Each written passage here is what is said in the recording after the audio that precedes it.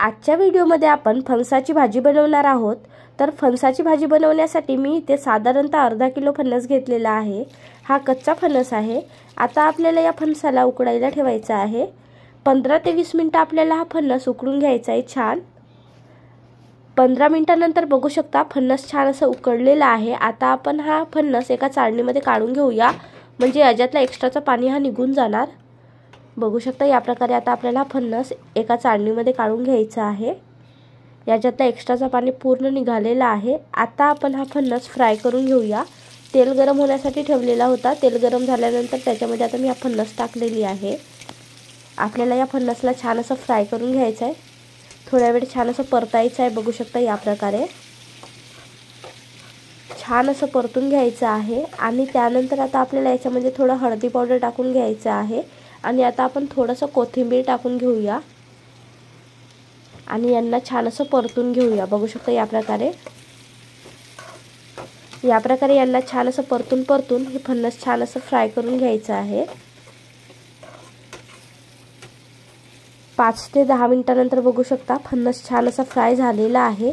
आता आपण हा फणस एका वाटीमध्ये काढून घेऊया, एका वाट्यामध्ये। बघू शकता छान असा शॅलो फ्राय झालेला आहे फणस।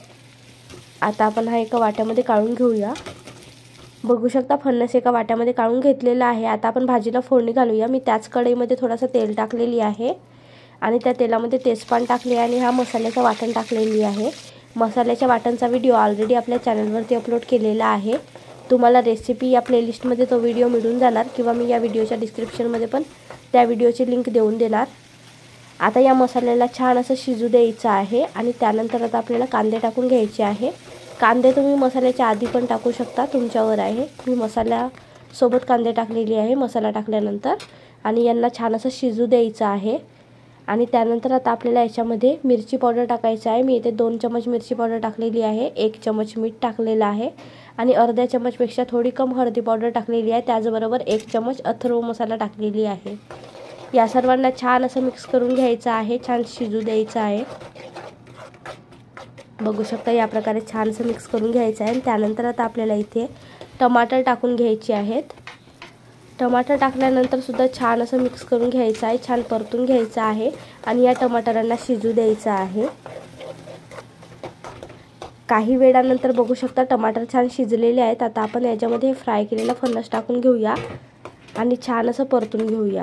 बघू शकता या मसाल्यांमध्ये या फणसला छान असं परतून घ्यायचं आहे, जेणेकरून सर्व मसाले या फणसमध्ये छान असे मिक्स होणार। बघू शकता या प्रकारे छान असं परतून घ्यायचं आहे आणि काही वेळासाठी 1-2 मिनिटासाठी झाकून ठेवायचं आहे।